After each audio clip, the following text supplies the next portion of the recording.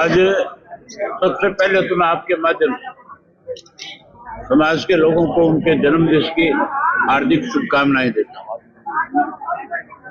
और समाज से कहूंगा कि उनके दिखाए हुए रास्ते पे चले, अपने समय बढ़ाए। चुप हो जाता है, लोगों में भी एक अच्छी चेतना पैदा करें। आज का जो सम्मेलन था, जब हमने इसकी तारीख तय कर दी कि हम 23 तारीख को रोड सम्मेलन करेंगे, तो फिर कांग्रेस को और भाजपा को भी समाज की याद आ गई। आज वो भी कहीं ना कहीं सम्मेलन के नाम के ऊपर समाज में जाने की कोशिश कर रही, लेकिन इस समाज ने हमेशा इंडियन नेशनल लोकल पार्टी को ताकत दी। ताकत देने का भी एक कारण रहा। चौधरी देवीलाल ने भी राजनीतिक तौर पर रोड समाज के अंदर चेतना पैदा करने का काम किया। समय समय पे लोकसभा के टिकट दिए, विधानसभा के टिकट दिए, उसके अलावा बोर्ड कॉर्पोरेशन में चेयरमैन बनाया, एसएस बोर्ड के मेंबर बनाए, अनेक पदों पे बैठा करके समाज को आगे ले जाने का काम किया। आज भी इंडियन नेशनल लोकल पार्टी में हमारे संगठन 10 से 12 ऐसे समाज के साथी हैं जिनको हमने जिले की जिम्मेवारी दे रखी है, हल्कों की जिम्मेवारी दे रखी है, प्रदेश कार्यकारिणी का सदस्य बना रखा। किसी भी राजनीतिक दल में नहीं मिले। मुझे बहुत उम्मीद है कि समाज अपनी बात शुरू करके फिर से जैसे पुराने समय में इंडियन नेशनल लोकल पार्टी के साथ चला, उसी तरह से हमारे साथ चलेगा और आने वाले समय में भविष्य में जब चुनाव हो, इंडियन नेशनल लोकल पार्टी सत्ता में। सर, आपने विधानसभा के अंदर संदीप सिंह के लिए मैंने ये बात समाज के लोगों के बीच में कही है कि आप आपस में बैठ करके तय करके किसी एक व्यक्ति का नाम दो जिसको लोकसभा का चुनाव लड़े। विधानसभा के अंदर भी आपकी हम हिस्सेदारी जरूर करेंगे। केवल हिस्सेदारी नहीं, आप जिसको लाओगे टिकट देंगे और जिसको आप जिताओगे सरकार बनने के उसको मंत्रिमंडल में शामिल। आपने विधानसभा के अंदर संदीप सिंह को लेके बोला, आपने लौटा दिया, प्रधानमंत्री आवास पे रखा है। मैं इस मामले में कुछ नहीं कहना चाहूँगा। ये मामला राजनीतिक, ये खिलाड़ियों से जुड़ा हुआ नहीं था। आप देख नहीं रहे भूपेंद्र सिंह हुड्डा जो है किस तरह से खिलाड़ियों को अपने घर बुलाते हैं, फिर ले जा करके प्रियंका गांधी से मिलाते हैं। खिलाड़ियों के मामले में राजनीति नहीं होनी चाहिए। सरकार ने अगर उनको कोई आश्वासन दिया था, प्रजातंत्र में एक तरीका है, जिसको वोट का अधिकार है उसको चुनने का भी अधिकार है। अगर कोई कुश्ती संघ के अंदर जिसके पास वोट ज्यादा होती है, आप उसको बढ़ने से रोक नहीं सकते।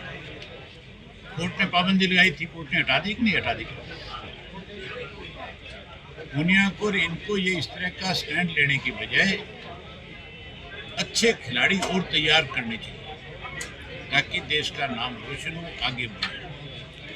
हर किसी व्यक्ति को एक नज़र से नहीं देखना चाहिए। अब जिसको जिम्मेवारी दी गई है उस पर भरोसा करो और उस पर भरोसा करके कुश्ती आगे बढ़े, इसके लिए मिलजुल करके काम करें। सर, आपने विधानसभा के अंदर संदीप सिंह पे सवाल उठाया है कि उनके कार्रवाई नहीं की गई है, उनके ऊपर। नहीं करी गई। मैंने पूछा था होम मिनिस्टर से, कोई जवाब नहीं था होम मिनिस्टर। मैं तो आप लोगों से भी कहूँगा कि आप भी जब मुख्यमंत्री यहाँ पे आए तो फिर महिला होने के नाते, पत्रकार होने के नाते आप हर बार ये सवाल करो ताकि मुख्यमंत्री को कभी तो ये बात समझ में आए, जैसे मोदी को समझ में आए किसान की 13 महीने के लिए। आप रोज अगर ये सवाल पूछोगे तो उसको भी समझ में आ जाएगी। सर, लोकसभा की सुरक्षा में नहीं समझ में आए तो उसको बता दोगे, अब की बार हम समझा देंगे। अमित शाह लोकसभा की सुरक्षा करके गए हैं, हरियाणा की प्रशासन अमित शाह चंडीगढ़ में बैठक करके रिव्यू करके गए हैं एनसीआरबी की रिपोर्ट के बाद। और क्या करेगा? बताओ ना, और क्या करेगा?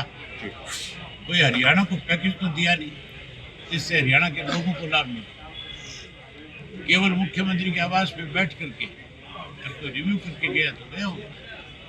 लोग करेंगे रिव्यू उनकी बारिश भाजपा। सर, नई लोकसभा की सुरक्षा में एक बड़ी चूक हुई है, अभी तक कुछ निकल कर नहीं आया सामने कि कहाँ गलती रही। गलती करने में बड़ी भूमिका भाजपा की है। जो 2 लड़के अंदर गए थे, वो दोनों भाजपा के 2 सांसदों के नाम से पास बनवा करके गए। उनके खिलाफ कार्रवाई हो कि तुमने पास बनाए कैसे, जिसको आप जानते नहीं थे, जिसकी पृष्ठभूमि का आपको पता नहीं था, उनके पास कैसे। इसका मतलब भाजपा ने खुद ने ये षड्यंत्र रचा, जैसे एक भाजपा ने इससे पहले षड्यंत्र रचा था मेवात में। मुख्यमंत्री ने घोषणा करी थी कि मैं इस षड्यंत्र को हर हालत में लोगों के सामने लेकर के आऊंगा, और आज जो है खुद उससे दूरी बनाए बैठे। वो एक षड्यंत्र था राजस्थान के चुनाव में हिंदू और मुसलमान को बांटने का, उसमें कामयाब नहीं हुआ। इसी तरह ये जो मामला था लोकसभा वाला, ये भी एक षड्यंत्र है, किसी ना किसी तरीके से लोगों का ध्यान बांटना। अब ये कामयाब नहीं हुआ। रोजगार की कमी है, रोजगार की कमी है हरियाणा में, काफी लोग युवा बाहर जा रहे हैं। मुख्यमंत्री रोज तुम्हें कहता है नो पर्ची कहता है ना। तुम्हारे घरों में पढ़े लिखे बच्चे हैं नहीं है कि नहीं है? कोई लगा कौशल रोजगार योजना में? विदेश में दे रहे नौकरी। जो फार्म भरे तुमने, किसी को रोजगार मिला? हमारा राज बढ़ाओ, तुम्हारे पढ़े लिखे बच्चों को रोजगार मिलो। भूपेंद्र हुड्डा ने कहा है कि इनेलो इंडिया गठबंधन में आ सकता है। सर, भारतीय जनता पार्टी लगातार जो उपराष्ट्रपति की मिमिक्री हुई थी उसको लेकर लगातार विरोध प्रदर्शन कर रही है, उसमें आपका क्या कहना है सर? जो रोजाना देश के प्रधानमंत्री की कवि जो है कविता के माध्यम से मजाक उड़ाते हैं, राष्ट्रपति का मजाक उड़ाते हैं, तब तो इन लोगों ने कभी इस तरह की बात नहीं की। अगर एक राजनीतिक व्यक्ति किसी के खिलाफ उसका तरीका बोलने का लहजा उसकी चर्चा कर देंगे, आप उसको समाज के साथ जोड़ दोगे। जब जाट समाज आरक्षण के लिए हरियाणा का मर रहा था, तब तो एक बार भी धनखड़ साहब ने नहीं कहा कि गलत हो रहा, क्यों नहीं कहा? ये तो हमारी एक परंपरा है, लोग एक दूसरे का बैठे बैठे मजाक करते रहते हैं, ये बुरा थोड़ा ही है कोई, उनको स्वीकार करना चाहिए था। प्रधानमंत्री की अनेक दफा आप नहीं देखते आजकल इस पे वो जो आज तक चैनल है उसके ऊपर आता है ना, कोई ढोलकी बजाता है, कभी डांस करता है, कभी कुछ करता है, आता है कि नहीं आता? आप भी अपने चैनल में दिखाते हो।